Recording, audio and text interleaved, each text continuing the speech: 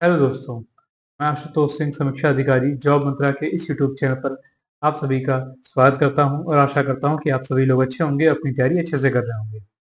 तो आज हम अपने इस प्रीवियस ईयर सीरीज के क्लास 8 को लेकर आए हैं, जहां पर हम पीएस, एपीएस, आरओआर और कंप्यूटर असिस्टेंट के एग्जाम में आए हुए कंप्यूटर के जो क्वेश्चंस हैं उनको डिटेल में डिस्कस करेंगे। तो आज हम एआरओ पेपर को लेके आए हैं, एआरओ 2021 का पेपर, जो कि हुआ था 18 दिसंबर 2021 को, और ये फर्स्ट शिफ्ट का पेपर है। ये पेपर एनटीए ने करवाया था। ठीक, तो चलिए आइए शुरू करते हैं।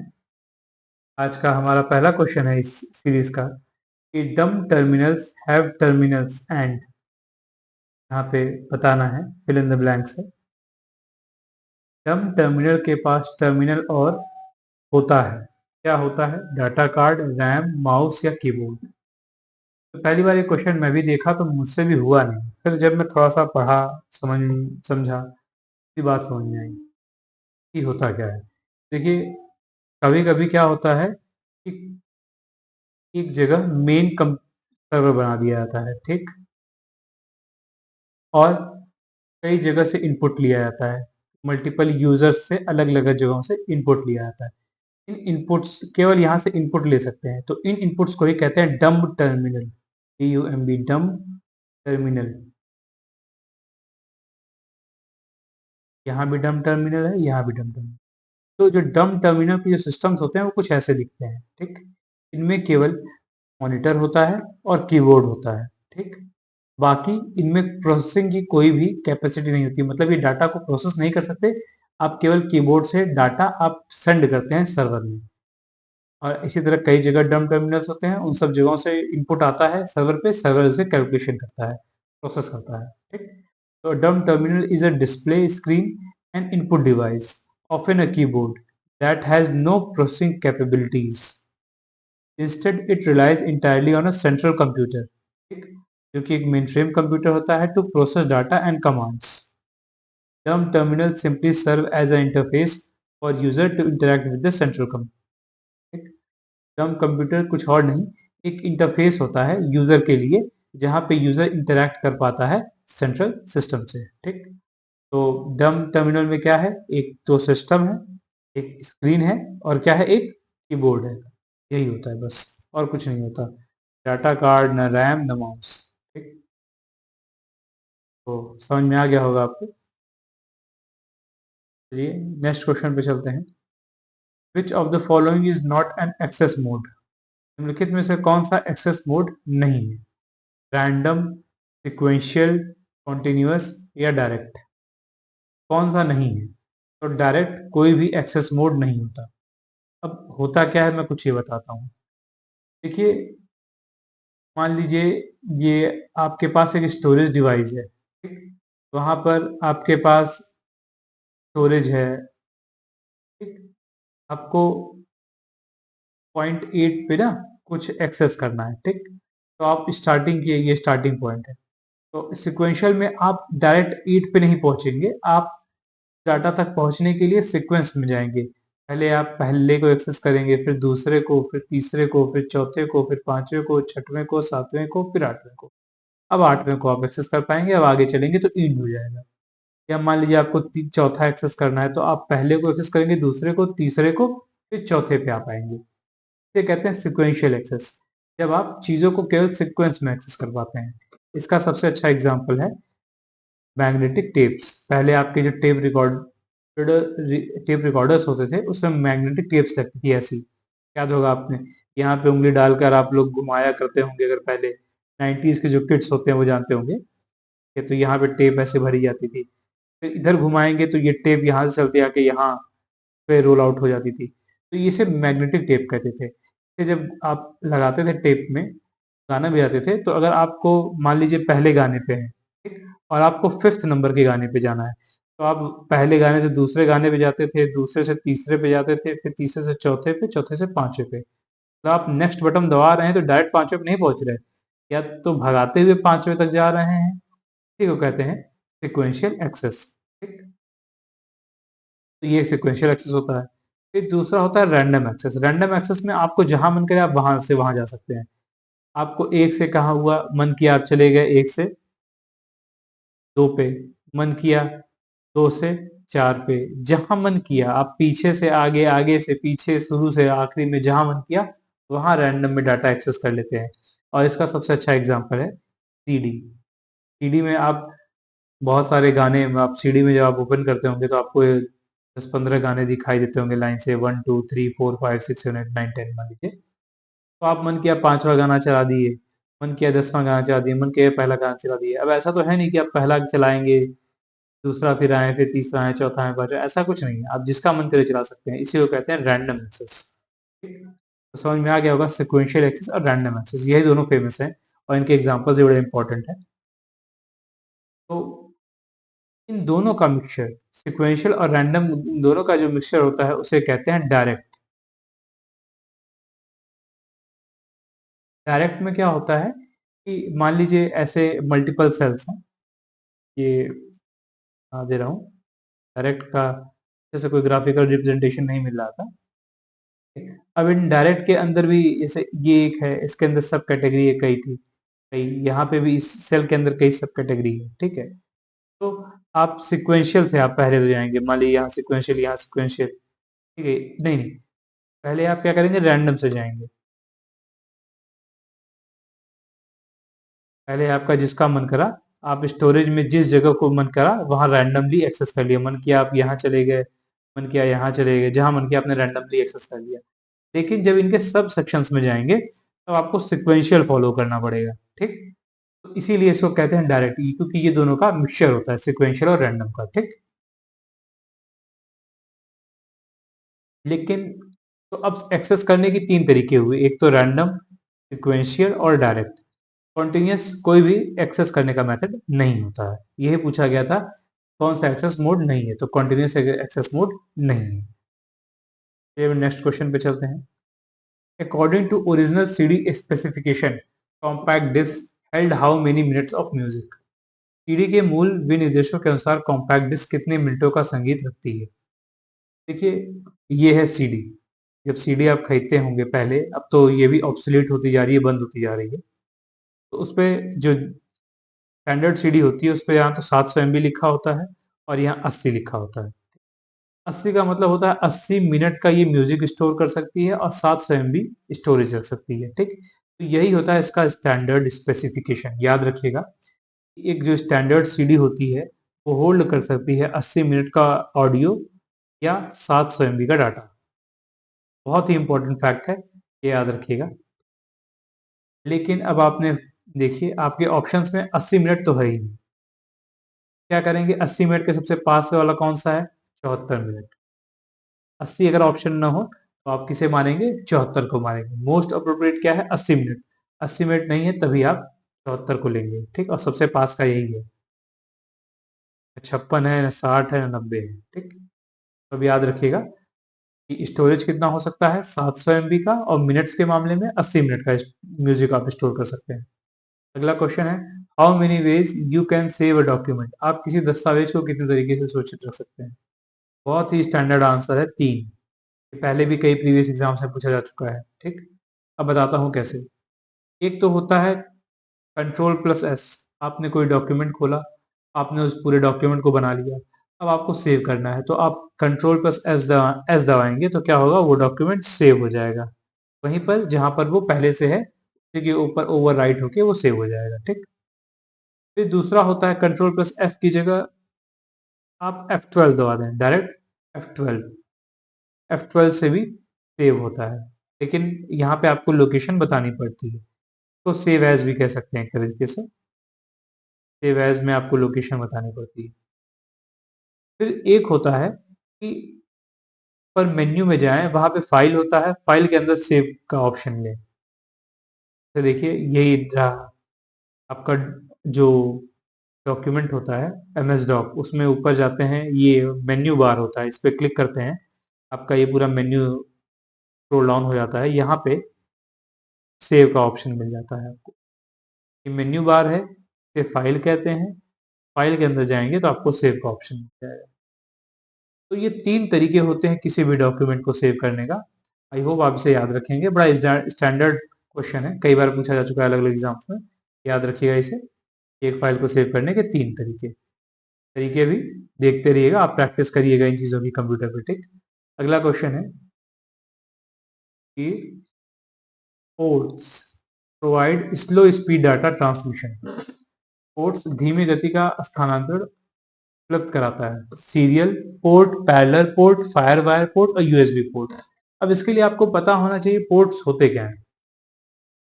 देखिए ये जो हमारा कंप्यूटर होता है ना, कंप्यूटर के पीछे जब अगर आप देखेंगे तो आपको ये बहुत सारे पोर्ट्स दिखाई देंगे, ठीक? जैसा इमेज बड़ी हो गई है, अब ज़्यादा आपको क्लियर हो रहा होगा, ठीक है? तो इन पोर्ट्स के अलग-अलग नाम होते हैं और इनके अलग-अलग काम होते हैं, ठीक? ये PS/2 पोर्ट होता है, ठीक? ये दो पोर्ट ऐसे बने होते हैं, इन दोनों का नाम होता है PS2, PS/2।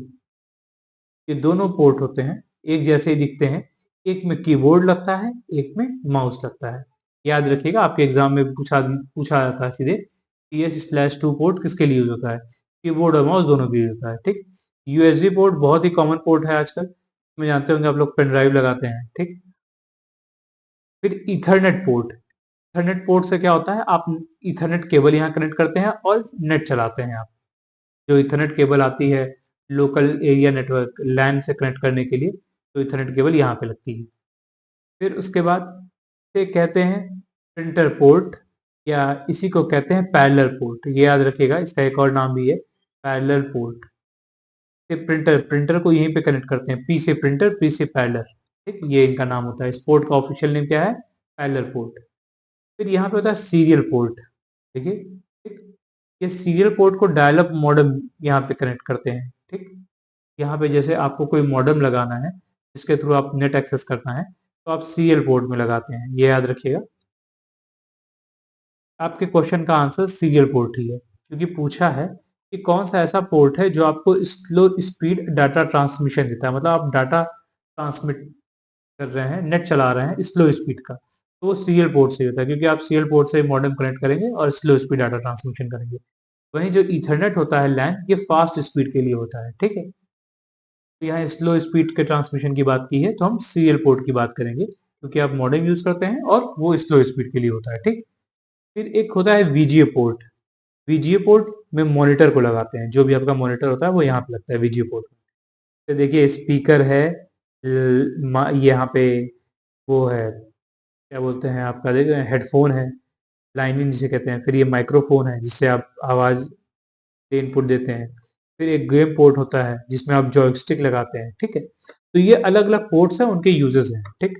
अब देखिए जैसे यहाँ लिख दिया मैंने, PS/2 port connect peripheral device like keyboard and mouse. Parallel port होता है जिसे प्रिंटर पोर्ट भी कहते हैं। यूएसबी 2.0, इसको 2.0 नहीं पढ़ते हैं, 2.0 पढ़ते हैं। ट्रांसफर डाटा एट 480 मेगाबाइट्स पर सेकेंड। ये इसकी खास बात है कि 480 MB पर सेकेंड तक ही डाटा ट्रांसफर कर सकता है। लेकिन अब जो आजकल लैपटॉप्स और सिस्टम्स आ रहे हैं उसमें USB 3 है, मतलब इसका और मॉडिफाइड वर्जन है, जहां पर आप 5 GB पर सेकेंड तक डाटा ट्रांसफर कर सकते हैं। ईथरनेट पोर्ट होता है जिससे आप सर्वर से और अदर कंप्यूटर नेटवर्क से कनेक्ट करते हैं और नेट चला सकते हैं, ठीक? फिर सीरियल पोर्ट होता है, सीरियल पोर्ट में आप मॉडेम को कनेक्ट करते हैं। Serial ports are used to connect devices like modem. यही पूछा है।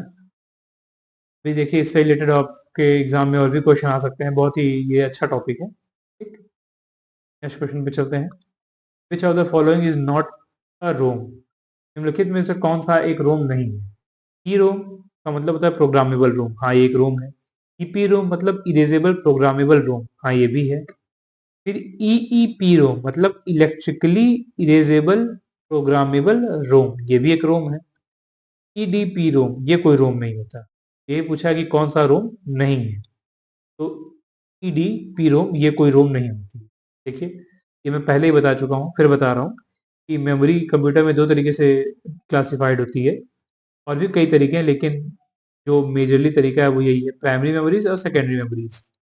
तो सेकेंडरी मेमोरी जो होती है वो स्टेबल मेमोरी होती है, परमानेंट मेमोरीज होती हैं, इसे नॉन वोलेटाइल मेमोरी भी कहते हैं, इससे डाटा इरेज नहीं होता। तो एग्जांपल है hard drive, solid state drive, optical drives मतलब सीडी, फ्लैश ड्राइव मतलब pen drive, memory cards, magnetic tapes अभी मैं बता चुका हूँ, और नैश। वही प्राइमरी मेमोरी में दो एग्जांपल होते हैं, रैम और रोम। रैम जो होती है ये वोलेटाइल मेमोरी होती है, मतलब स्विच ऑफ तो डाटा इससे खत्म हो गया। रोम ये नॉन वोलेटाइल होती है, मतलब इसमें चाहे इलेक्ट्रिसिटी आए चाहे ना आए, इसमें डाटा हमेशा बना रहेगा।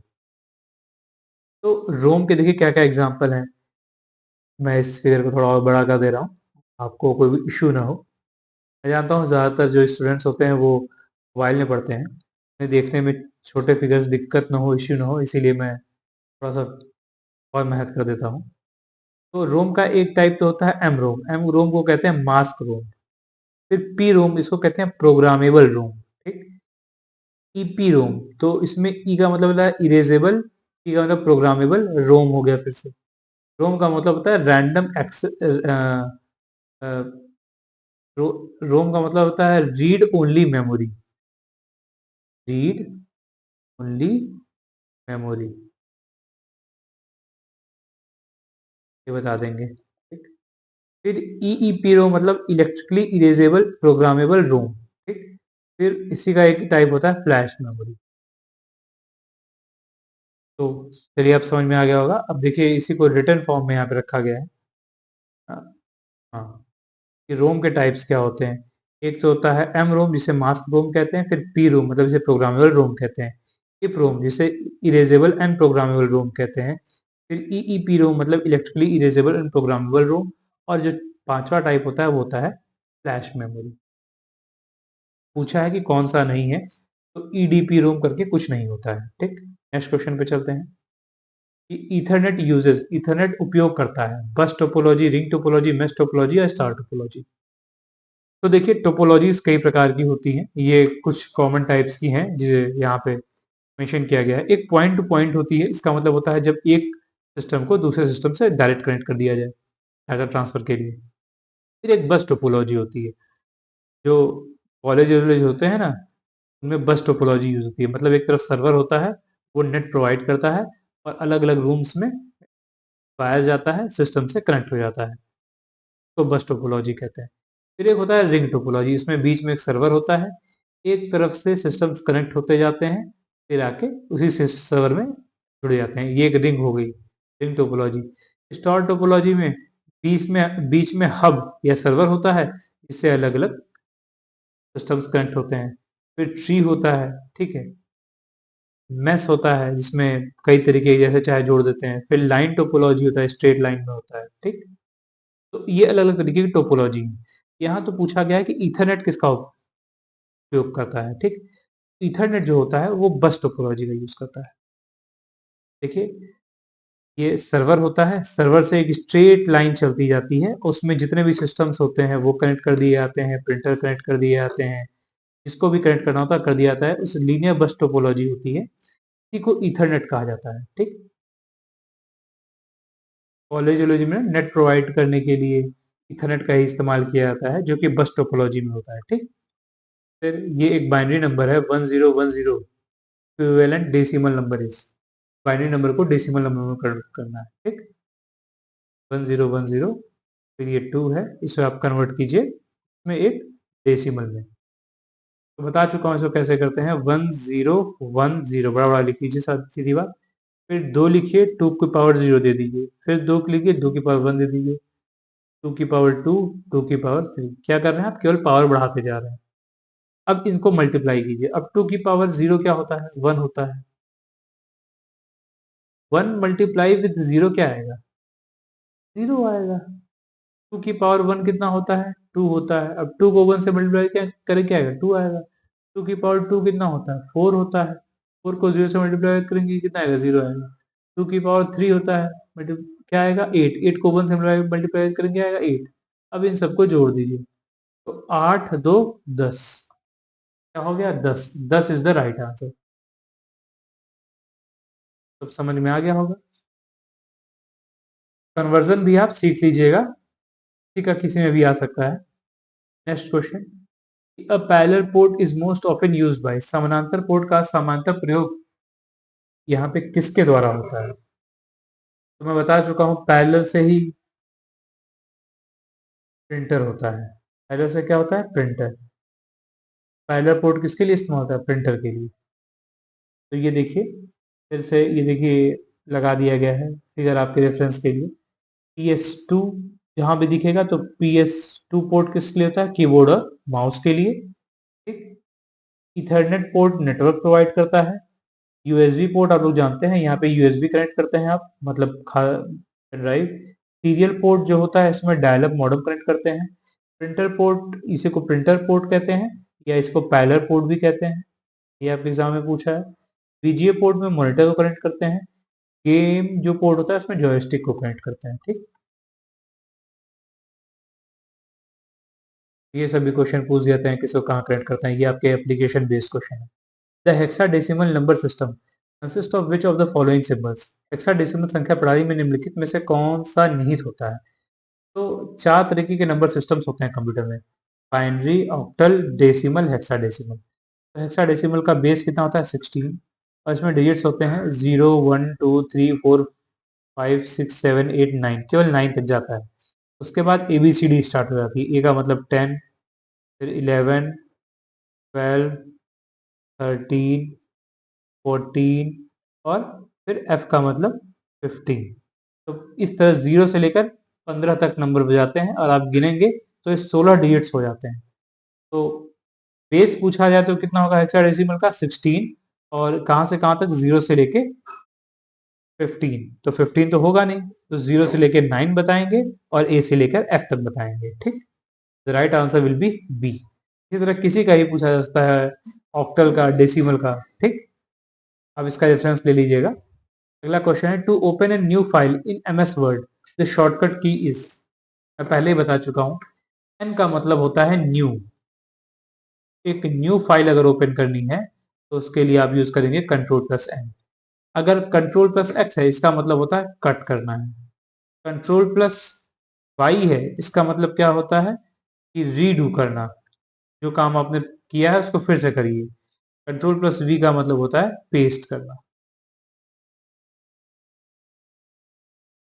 कई बार बता चुका हूँ, बार बार बताता रहूंगा जब तक आप लोग को ये रट न जाए कि एक क्वेश्चन तो आपके पेपर में इससे मिलता ही मिलता है, चाहे आप जो भी सेट दे रहे हो। ठीक है। Ctrl+N यही आया था, create a new blank document. Ctrl+O open an existing document, जो डॉक्यूमेंट पहले से बना हुआ है उसको खोलने के लिए। Ctrl+W क्लोज करने के लिए। Ctrl+S सेव करने के लिए। F12 open the save as dialog box. मैं बताया था अभी कुछ देर पहले आ रहा था कि एक डॉक्यूमेंट फाइल को कितने प्रकार से सेव किया जा सकता है। तो Ctrl+S से किया जाता है, F12 से भी देखिए किया जा सकता है। Open the save as dialog box. Ctrl+Z undo करने के लिए। Ctrl+Y रीडू करने के लिए। Ctrl+C select all. Ctrl+C copy. Ctrl+X cut. Ctrl+V paste. फिर ये इसको हटा दीजिए, ये भी दोनों हटा दीजिए। Ctrl+P paste. Ctrl+B bold. Ctrl+I italic. U underline. Ctrl+R right align. Ctrl+L left align. Ctrl+E centre align, E से सेंटर लाइन होता है। Ctrl+J justified. Ctrl+1 apply a single line spacing. Ctrl+2 apply double line spacing. F7 जो होता है ये use होता है spell check करने के लिए। ठीक। ओपन स्पेल चेक F7 से। शिफ्ट F7 हटा दीजिए। Ctrl+Enter हटा दीजिए। शिफ्ट इंटर हटा दीजिए। F1 हाँ हेल्प विंडो खोलता है। स्केप ये किसी भी मेन्यू को क्लोज करने के लिए होता है। स्केप। Ctrl+Shift<< ये डिक्रीज करने के लिए होता है फॉन्ट साइज। Ctrl+Shift> इंक्रीज करने के लिए होता है font size. Ctrl+F open find and replace. ठीक है, मतलब फाइंड एंड रिप्लेस को ओपन करता है Ctrl+F या H। F5 display go to dialog box. Go to जाने के लिए F5 यूज होता है। होम डॉक्यूमेंट के स्टार्ट में जाने के लिए। इंड डॉक्यूमेंट के लास्ट में जाने के लिए। Ctrl+ के हाइपरलिंक इंसर्ट करने के लिए। तो देखिए, मैं तक कम से मुझे लगता है मैंने ये चीज आपको 8 से 9 बार पढ़ा दिया हूँ। ठीक है, किस शॉर्टकट की किस बटन को दबाने पे क्या होता है, इसीलिए ताकि आपको बार बार वो देख लेते याद हो जाए। The file responsible for starting MS Excel is. MS Excel को शुरू करने के लिए उत्तरदायी संचिका क्या है? देखिए, किसी भी एप्लीकेशन को आपको अगर एक्सेस करना है, ओपन करना है, पहली बात तो एग्जीक्यूटेबल फाइल होनी चाहिए, एग्जीक्यूटेबल फाइल होनी चाहिए। एग्जीक्यूटेबल फाइल का मतलब होता है कि उसका एक्सटेंशन क्या होना चाहिए, डॉट ई एक्स ई होना चाहिए। देखिए ms डॉट एक्सएल ये नहीं होगा, ms डॉट exe हाँ ये हो सकता है, एक्सेल डॉट exe ये हो सकता है, एक्सेल डॉट कॉम ये नहीं हो सकता। तो मतलब दो ऑप्शन बचे। अब ये बताइए ये क्या है, एक्सेल का, एक्सेल को खोलना है तो उसके आगे शुरुआत में क्या होगा, एक्सेल होगा, EXCEL। ठीक है, MS थोड़ी ना होगा, MS मतलब हो गया माइक्रोसॉफ्ट ऑफिस। ठीक है, लेकिन एक्सेल मतलब होता है कि माइक्रोसॉफ्ट ऑफिस में एक्सेल, एक्सेल डॉट exe होगा राइट आंसर। देखिए इसलिए यहाँ पे मैंने लगा दिया है रेफरेंस के लिए। देखिए ये है MS एक्सेल का शॉर्टकट। ठीक है, जब भी आपको MS एक्सेल क्लिक तो शॉर्टकट कहते हैं। ठीक है, शॉर्टकट है, ये आइकन है और इन सभी को आइकन्स कहते हैं। ठीक है, ये सभी क्या है, आइकन्स। ये आपके एग्जाम में पूछा आता है। और सब क्या है, शॉर्टकट। जब आप इस शॉर्टकट पे क्लिक करते हैं तो ये शॉर्टकट जाके असल में क्या करता है, जो इसकी एग्जीक्यूटेबल फाइल होती है डॉट ई फाइल उसको रन करवा देता है बस। और तो ये एक्सेल का है तो इसका किसका एग्जीक्यूटेबल फाइल क्या होगा, इस नाम से होगा, सेल डॉट ई, बस यही तो बात थी, यही तो पूछ रहा था। तो ऑफिस के अंदर और भी बहुत की चीजें आती हैं, जैसे वर्ड आता है, पावर पॉइंट आता है। मैं जो आपकी ये प्रेजेंटेशन जो पढ़ाता हूँ ना, ये पावर पॉइंट में बनाता हूँ। फिर एक्सेल आता है, वन नोट आता है, आउटलुक आता है, पब्लिशर, एसएस, स्काइपी, ये बड़ा इंपॉर्टेंट है। स्काइपी किसका है, माइक्रोसॉफ्ट का ही है। यैमर आता है, इनके आपको काम नहीं याद रखने हैं। माइक्रोसॉफ्ट प्लानर आता है, माइक्रोसॉफ्ट टीम आता है, चेंज आता है, वन ड्राइव ये बड़ा इंपॉर्टेंट है, वन ड्राइव भी माइक्रोसॉफ्ट का है, शेयर पॉइंट आता है। ठीक, तो ये सभी किसके हैं, सभी माइक्रोसॉफ्ट ऑफिस के प्रोडक्ट्स हैं। याद रखिएगा, पूछ दिया जाता है कि निम्नलिखित में से कौन सा माइक्रोसॉफ्ट ऑफिस का प्रोडक्ट है। The rate at which scanning is repeated in a CRT is called, वह गति जो सीआरटी में स्कैनिंग के लिए दोहराया जाता है कहलाता है। कहने का मतलब क्या है, ये है सीआरटी मीन्स होता है कैथोड रे ट्यूब। पहले की जो टीवियां होती थी ना बड़ी बड़ी, आजकल तो आप एलईडी एलसीडी देखते होंगे, पतली सी होती है। जब साइड से आप देखेंगे, सामने से फ्रंट से तो आपको मोटी ऐसी दिखाई देती है बड़ी सी, ठीक है, आप स्टैंड पे होती है। लेकिन जब साइड से देखेंगे तो ऐसी पतली सी दिखाई देती है। पहले खूब बड़ी सी टीवी आती थी, ये ऐसे होती थी, ये ऐसे, तब जाके ये टीवी इतनी बड़ी क्यों होती थी, इसमें कैथोड रे ट्यूब होती थी। ठीक, वो कैथोड रे ट्यूब क्या होती थी, स्क्रीन का काम कर, वही स्क्रीन को चालू, मतलब वो स्क्रीन का काम करती थी। स्क्रीन पे क्या आएगा, कैसे आएगा, वो कैथोड रे ट्यूब, यही होती है कैथोड रे ट्यूब। ठीक, तो ये पूछा जा रहा है कि जो कैथोड रे ट्यूब पे बेस्ड जो स्क्रीन होती है, ये जो स्क्रीन है, की जो क्वालिटी होती है वो किस बात पे डिपेंड करती है, वो बात कर डिपेंड करती है रिफ्रेश रेट पे, क्योंकि जो ये कैथोड रे ट्यूब है कितनी तेजी से रिफ्रेश रेट है इसका, कितनी तेजी से रिफ्रेश कर ले रही है। जितना तेजी से रिफ्रेश करेगी उतनी ही अच्छी शार्पर स्क्रीन आएगी, उतना ही साफ विजिबल हाई क्वालिटी दिखाएगी चीज। The rate at which scanning is repeated in a cathode ray tube मतलब CRT is called the refresh rate or vertical scan frequency. It is measured in hertz and indicates how many times a CRT is redrawn per second. ये कहने का मतलब है कि refresh rate को vertical scan frequency भी कहते हैं, और जब फ्रीक्वेंसी कहते हैं तो यूनिट हर्ट्ज हो जाएगी, सीधी बात है।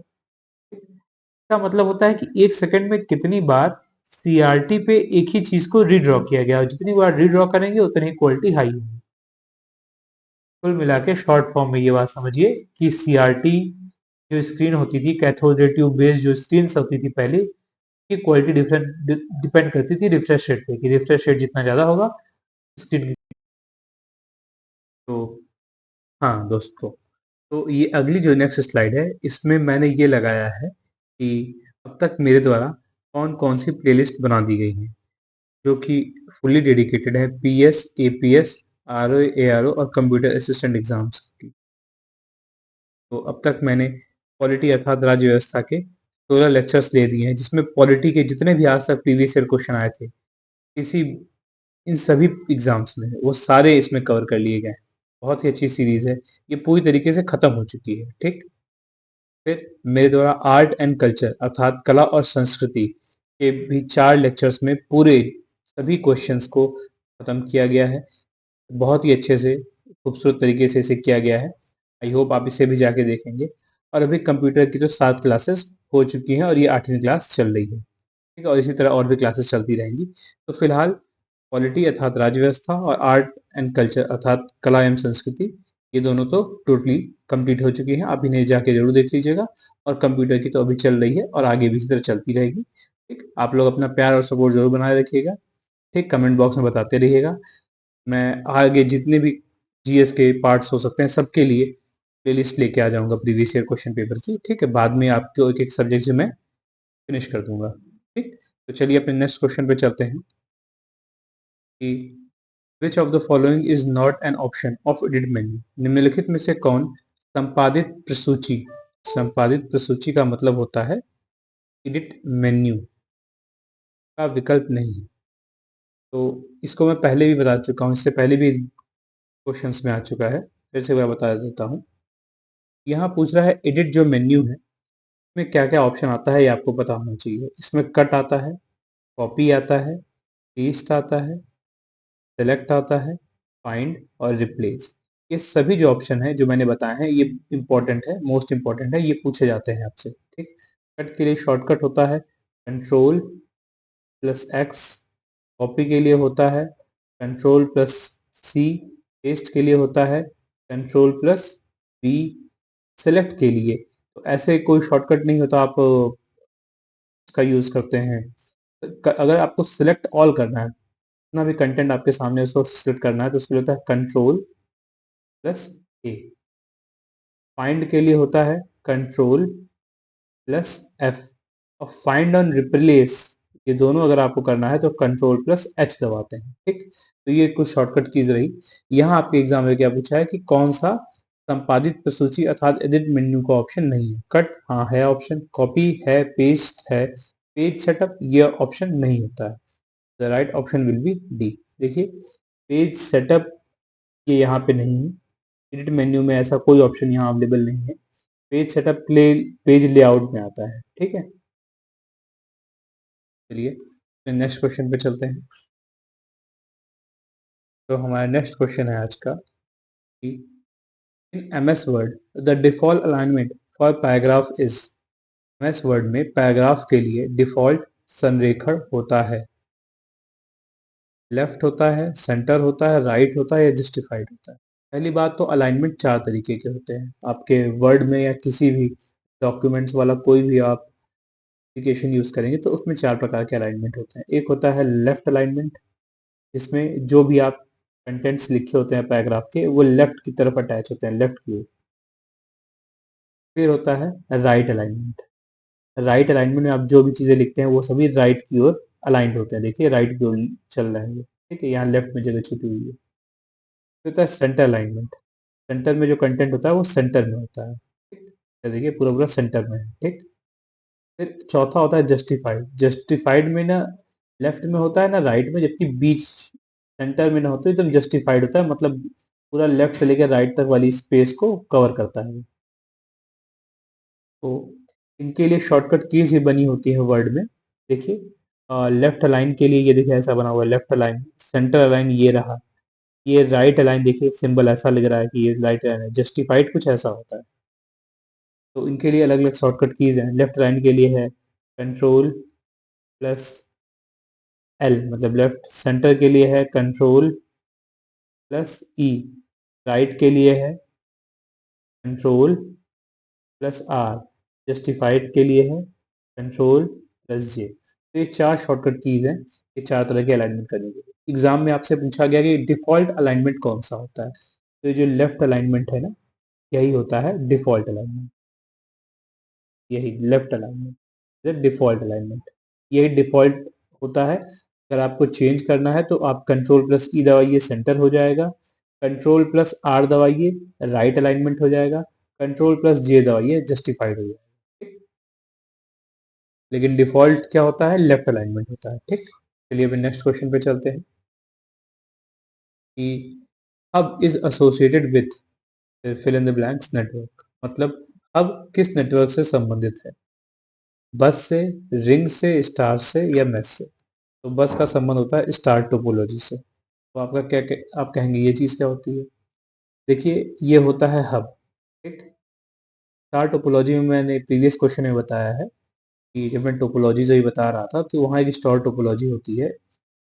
स्टार टोपोलॉजी में बीच में होता है हब, हब से कनेक्टेड होते हैं सभी सिस्टम्स। हब कहाँ पे यूज करते हैं? लैन में। ठीक, तो a hub is a device that connects multiple devices and computers together in a LAN, and hub is associated with a LAN। hub का संबंध LAN से है और ये डिफरेंट डिवाइसेस यानी कि कंप्यूटर या प्रिंटर्स को एक जगह कनेक्ट करने के काम में आता है। मान लीजिए कोई प्रिंटर है, से भी कनेक्ट कर सकते हैं, या कोई और डिवाइसेस है, राउटर है, उसको कनेक्ट कर सकते हैं। ठीक है, तो देखिए बताया था इससे पहले मैंने कि डिफरेंट टाइप्स की जो टोपोलॉजीज होती हैं, एक पॉइंट टू पॉइंट होती है, बस होती है, रिंग होती है, स्टार होती है। तो यहाँ स्टार जो टोपोलॉजी होती है उसमें जो सेंटर में होता है यही होता है हब। हब से ही डिफरेंट सिस्टम्स कनेक्टेड होते हैं। तो ये पूछा गया कि हब का संबंध किससे है, तो हब का संबंध है स्टार टोपोलॉजी से। ठीक, तो आई होप आपको ये क्वेश्चन समझ में आ गया होगा। अब आगे आप इसमें गलती नहीं करेंगे। और इसी प्रकार से मैं एक चीज़ बताया था कि अगर पूछा जाए ईथरनेट का संबंध किससे है, तो ये जो बस टोपोलॉजी होती है ना, का संबंध होता है ईथरनेट से। नेट, और वहीं स्टार टोपोलॉजी का संबंध होता है किससे? हब से। ठीक, होप अब आप ये चीज़ें पकड़ लिए होंगे। नेक्स्ट क्वेश्चन पे चलते हैं। MSD रिफर्स टू, MSD निर्देशित होता है मोस्ट सिग्निफिकेंट डिजिट, हाँ बिल्कुल सही। मेनी सिग्निफिकेंट डिजिट नहीं, मल्टीपल सिग्निफिकेंट डिजिट नहीं, मोस्ट सिग्निफिकेंट डेसिमल नहीं। The right option will B A, most significant digit. देखिए जब कोई नंबर लिखा जाता है तो उसमें जो सबसे पहला नंबर होता है ये लेफ्ट साइड में, इसको कहते हैं लीस्ट सिग्निफिकेंट डिजिट। ठीक, क्योंकि इस नंबर पे सबसे कम असर जो होता है इसी का होता है, सबसे कम वैल्यूएबल जो नंबर होता है ये सबसे लास्ट का होता है। लेकिन जो सबसे लेफ्ट साइड होता है, जैसे इस नंबर में दो जो नंबर है, ये MSD होता है, मतलब मोस्ट सिग्निफिकेंट डिजिट। मतलब इस नंबर में इस जो ये जो पूरा नंबर है ना, पूरे नंबर में ये जो दो डिजिट है इसकी वैल्यू सबसे ज्यादा है। अब इसको आप कुछ ऐसे समझिए कि जैसे हम मान लीजिए नंबर लिखे हैं 7451, ये पूरा एक नंबर है। ठीक, 7451, इसमें सभी संख्याओं को अगर हमको वैल्यू देनी हो कि कौन क्या है, तो देखिए जो एक है वो इकाई नंबर पे है, तो वंस को कहते हैं इंग्लिश में। ठीक है, 10 की पावर 0। जो 5 है वो 10th नंबर पे है, इसे कहेंगे 10 की पावर 1 पे है। जो फोर्थ है वो हंड्रेड्स के नंबर पे है, मतलब 10 की पावर 2। फिर जो 7 है वो 1000 नंबर पे है, मतलब 10 की पावर 3। यहाँ सबसे ज्यादा वैल्यू किसकी होगी? सबसे ज्यादा जो मोस्ट इंपॉर्टेंट नंबर है, MSD नंबर है, वो 7 है, मोस्ट सिग्निफिकेंट डिजिट। और सबसे कम वैल्यू किसकी है? 1 की, इसे कहेंगे लीस्ट सिग्निफिकेंट डिजिट। तो आपको समझ में आ गया होगा कि मोस्ट सिग्निफिकेंट डिजिट और लीस्ट सिग्निफिकेंट डिजिट क्या होता है, यही पूछा गया था, शॉर्ट फॉर्म पूछ दिया गया था, बहुत कोई इंपॉर्टेंट चीज नहीं है, पूछ किया गया। विच of the following is a property of USB, निम्नलिखित में से क्या यूएसबी की एक विशेषता है? प्लेटफॉर्म से इंडिपेंडेंट होती है, स्वतंत्र मंच, या प्लेटफॉर्म पे डिपेंड करती है, या सोर्स पे डिपेंड करती है, या सॉफ्टवेयर पे डिपेंड करती है। यूएसबी जो होती है प्लेटफॉर्म इंडिपेंडेंट होती है। अब आप कहेंगे इसका क्या मतलब है? देखिए, तो यहाँ पे दो ऑप्शन है, इन दोनों ये देखो एक दूसरे के कॉन्ट्राडिक्टरी, मतलब प्लेटफॉर्म इंडिपेंडेंट हो या प्लेटफॉर्म डिपेंडेंट हो, इन्हीं दोनों में से कुछ एक होगा। पहली बात तो ये।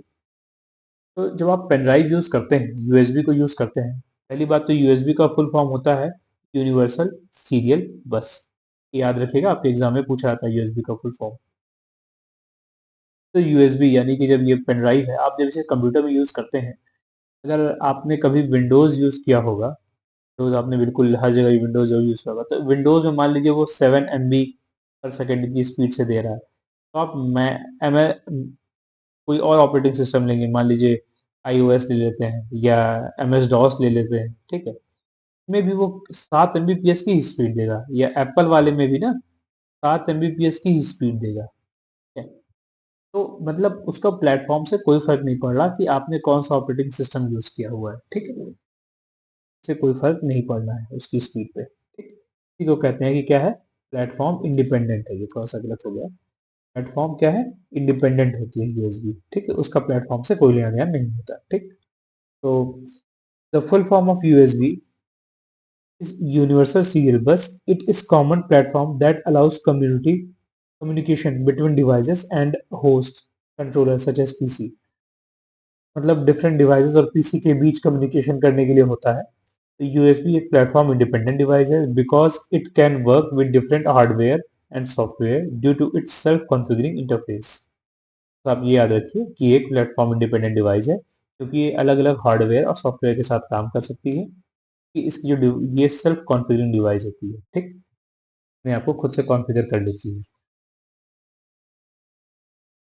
नेक्स्ट क्वेश्चन पे चलते हैं कि विच of the following memory chip is fastest, निम्नलिखित में से कौन सी मेमोरी चिप अत्यधिक तेज होती है। और हैव द सेम स्पीड, नहीं ये तो नहीं हो सकता, ठीक है, डी रैम, एस रैम या रैम। तो ये कुल मिला के आपसे पूछ रहा है कि रैम का जो क्लासिफिकेशन है ये आपको पता है कि नहीं।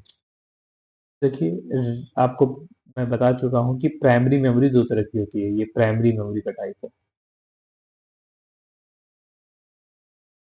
प्राइमरी मेमोरी दो तरह की होती है, एक होता है रैम, एक होता है रोम।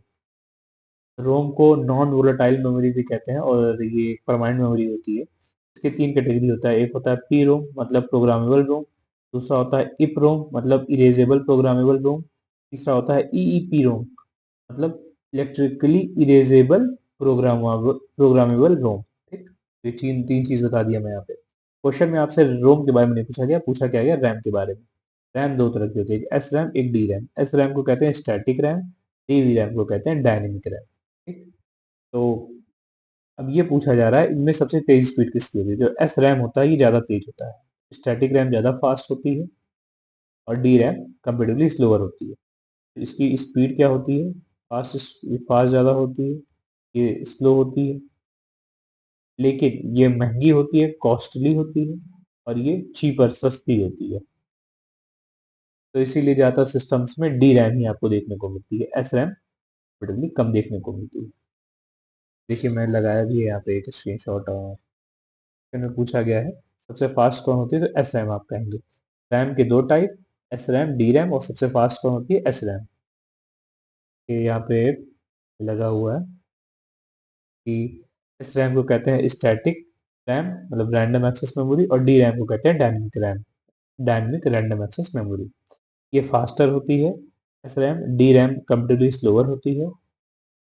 ये एक्स एस रैम जो होती है एक्सपेंसिव होती है दैन डी रैम, और जो डी रैम होती है थोड़ा सा चीपर होती है, इकोनॉमिकल होती है, ठीक। यही चीजें आपके जानने के लिए बहुत हैं, बाकी ये चीजें आपके लिए इम्पोर्टेंट नहीं। चलिए अपने नेक्स्ट क्वेश्चन पे चलते हैं कि क्वेश्चन हमारा auto text can be use to insert document fill in the blanks in documents. दस्तावेज में क्या डालने के लिए ऑटो टेक्स्ट का प्रयोग किया जाता है। जब भी फिल इन द ब्लैंक्स हो जाए तो आप क्या कर दीजिए। तो ऑटो टेक्स्ट का इस्तेमाल क्या टेक्स्ट डालने के लिए होता है, तो बिल्कुल होता है। ग्राफिक्स डालने के लिए, हाँ होता है। नीदर वन एंड टू, दोनों में से किसी को नहीं डालता है, गलत। क्या दोनों को डाल सकता है ऑटो टेक्स्ट, हाँ बिल्कुल सही। तो जो सबसे अप्रोप्रिएट आंसर होगा वो होगा डी, क्योंकि वो अपने अंदर इन दोनों को ले रहा है। ऑप्शन ए और बी दोनों इसके अंदर चले आ रहे हैं डी के अंदर, ठीक है। तो ऑटो टेक्स्ट होता क्या है, देखिए जैसे सपोज टू भी आप किसी ऑफिस में हैं, ठीक है, आपको एक लेटर बनाना है और यही लेटर आपको रोज बनाना है, बार बार बनाना है, ठीक। इसमें कुछ चीजें कॉमन होंगी इन लेटर्स में कि आप फ्रॉम मतलब कहाँ से भेज रहे हैं, ठीक है, इसको भेज रहे हैं ये कॉमन होगा और नीचे साइन वाला कॉमन होगा। बाकी कंटेंट रोज का बदल रहा है। यहाँ पे भी वही हाल है, फ्रॉम टू वही है जो यहाँ पे था और सिग्नेचर सेम है, तो यही हाल यहाँ पे है। तो आप रोज लिखते लिखते उब जाएंगे। तो इसके लिए इस्तेमाल किया गया क्या, ऑटो टेक्स्ट। ऑटो टेक्स्ट ऐसा फीचर है जिससे आपको एक ही चीज जो आप बार बार लिखते हैं, रिपीट करते हैं, आपको लिखना ना पड़े, आप उसे सेव कर लें और शॉर्टकट की दबाएं और वो जब भी आपकी जरूरत हो आ जाए। इसी को कहते हैं ऑटो टेक्स्ट। तो ये कैसे यूज किया जाता है, देखिए ये मान लीजिए ये जो नीचे ये नीला लिया दिख रहा है ना, क्योंकि ये जो सिलेक्टेड पोर्शन है आपने इसको सिलेक्ट कर लिया, आप इसको क्या करना चाह रहे हैं, ऑटो टेक्स्ट करना चाह रहे हैं। तो आप गए सिलेक्ट कर लिए, सबको कंट्रोल ऑल Ctrl+A करके सेट करने के बाद आप इंसर्ट पे क्लिक किए। इंसर्ट पे क्लिक करने के बाद आपके पास यहाँ पे एक शॉर्टकट है क्विक पोर्ट्स करके, देखिए मैं इसे और बड़ा कर दे रहा हूँ। क्विक पार्ट्स करके एक ऑप्शन है इंसर्ट के अंदर। क्विक पार्ट्स के अंदर ऑटो टेक्स्ट में जाएंगे। ऑटो टेक्स्ट पे क्लिक करेंगे तो ये कह देगा कि हाँ, उसी सेक्शन को ऑटो टेक्स्ट करें जो आपने सिलेक्ट किया है। तो आप जैसे ही इस पे क्लिक करेंगे तो ये जो लिखा हुआ है ये सेव हो जाएगा। ठीक। और जब भी आप शॉर्टकट की यूज करेंगे, ऑटो टेक्स्ट ने जो भी सेव किया है वो वहां पे पेस्ट कर देगा। ठीक। तो auto text in Microsoft Word can be use to automatically insert predefined text. Text भी होता है प्रीडिफाइंड, और क्या होता है, ग्राफिक्स भी होता है in documents. Auto text can save time for typist.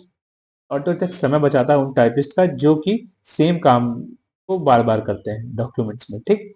And also be use as an assertive technology for people with disabilities. और जिन लोग के पास डिसेबिलिटी होती है उनके लिए ये टेक्नोलॉजी बड़ी ही हेल्पफुल होती है ऑटो टेक्स्ट। समझ में आ गया होगा आपको। ऑटो टेक्स्ट दो चीजें इंसर्ट करता है, टेक्स्ट और ग्राफिक्स, इसीलिए both the right option will be D. चलिए अपने नेक्स्ट क्वेश्चन पे चलते हैं कि the higher the resolution of a monitor, the मतलब फिल इन द ब्लैंक्स क्या होगा। मॉनिटर का रेजोल्यूशन जितना अधिक हो पिक्सल्स उतने बड़े होंगे, नहीं, पिक्सल्स की साइज सेम रहती है। The less is the clarity of the screen, गलत, रेजोल्यूशन जितना ज्यादा होगा क्लैरिटी उतनी बढ़ती जाती है। Further apart the pixels, pixels उतने दूर होते जाते हैं, ये भी गलत है। क्लोजर टुगेदर द पिक्सल, हाँ बिल्कुल सही, पिक्सल्स उतने पास आते जाते हैं। The right option will be D. देखिए क्या है कि जैसे जैसे आप स्क्रीन का रेजोल्यूशन बढ़ाते जाते हैं, देखिए हाँ मैंने लगाया है, ये पहले स्क्रीन फुल एचडी थी, फिर उसके बाद आपने 2K कर दी, फिर 4K कर दी। जैसे जैसे आप रेजोल्यूशन बढ़ा रहे हैं क्या हो रहा है कि पिक्सल्स की संख्या बढ़ती जा रही है। अब आप कहेंगे सर ये कैसे पता चला पिक्सल्स क्या होते हैं। ये होता है लंबाई चौड़ाई, ये जो 19 लिखा है ना, ये होती है लंबाई और ये होती है चौड़ाई। मतलब 1920 ये यहाँ से यहाँ तक की है 1920, और 1080 चौड़ाई है वो यहाँ तक की है, लंबाई गुणे चौड़ाई। जब से आप इसे मल्टीप्लाई कर देंगे तो आपको पता चल जाएगा यहाँ कितने पिक्सल्स हैं। ठीक है, इसके अंदर कितने पिक्सल्स ऐसे बटे हुए हैं। ठीक। पिक्सल्स होते हैं, डिब्बे होते हैं, बॉक्स होते हैं, ऐसे स्क्वायर पिक्सल्स होते हैं ये। ठीक है, तो वो कितने पिक्सल से बटा हुआ है आपको पता चल जाएगा। देखिए साइज बढ़ती जा रही है तो नंबर ऑफ पिक्सल्स क्या होते हैं, बढ़ते जा रहे हैं। साइज बड़ी बढ़ती जा रही है स्क्रीन की, और उसमें पिक्सल्स की भी संख्या बहुत ज्यादा बढ़ती जा रही है।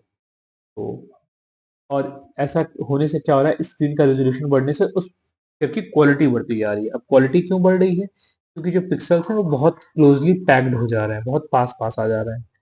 तो जब स्पेस कम हो जा रहा है उनके बीच का, तो जो भी इमेज बन रही है बहुत फाइन क्वालिटी की इमेज बन रही है। अब जैसे ये है, यही था ना मैं लगाया था कि अगर यहाँ पे 1920 पिक्सल्स यहाँ पे 1820 पिक्सल यहाँ, जब इन्हें मल्टीप्लाई करेंगे तो देखिए 20,73,600 पिक्सल्स यहाँ पर है केवल। देखिए सॉरी, ये मुझे समझाना है आपको। ये रहा पिक्सल वाला, ये देखिए पिक्सल्स होती हैं। ठीक है, ये नीचे वाले को देख लीजिए। तो मान लीजिए शुरुआत में आपका रेजोल्यूशन कम है तो ये पिक्सल बॉक्सेस हैं। ठीक। अब पिक्चर जो भी होगी थोड़ा सा अच्छी नहीं बनेगी, मतलब काम धुंधली दिखाई देगी। फिर आपने रेजोल्यूशन बढ़ा दिया, अब क्या हो रहा है, स्क्रीन की साइज बढ़ जा रही है और उसमें पिक्सल्स बहुत ज़्यादा क्लोजली पैक्ड हो गए हैं और ज़्यादा आ गए हैं। यहाँ पे स्क्रीन की जो इमेज क्वालिटी होगी और बढ़िया हो जाएगी। मान लीजिए ये 144p है, फिर आपने यहाँ पे क्या कर लिया, 480p कर दिया, पिक्सल कर दिया। फिर यहाँ पे आपने 720p कर दिया, तो पिक्सल्स की संख्या और ज्यादा बढ़ गई और वो क्लोजली पैक्ड हो गए और पिक्चर की क्वालिटी और ज्यादा इंप्रूव हो जाएगी। ठीक है, तो आपको ये चीज समझ में आ गई होगी कि स्क्रीन का रेजोल्यूशन जितना ज्यादा बढ़ाते जाते हैं, जो आपके ये पिक्सल्स होते हैं उतने क्लोजली पैक्ड हो जाते हैं, पिक्चर की क्वालिटी उतनी ज्यादा अच्छी हो जाती है। ठीक। तो आई होप आपको ये चीज समझ में आ गई होगी। इसी के साथ आज हमने 22 क्वेश्चंस को अपने डिटेल में डिस्कस किया है। आपको ये सेशन काफ़ी अच्छा लगा होगा, ज़रूर मुझे रिव्यू करिएगा और जो अदर प्लेलिस्ट बनाई हुई है मैंने पॉलिटी की और कल्चर की, उन्हें भी ज़रूर देखिएगा और कमेंट बॉक्स में अपना प्यार और सहयोग जरूर बनाए रखिएगा। Thank you and have a nice day. और मैं आज सोच इसी प्रकार से साइन ऑफ करता हूँ।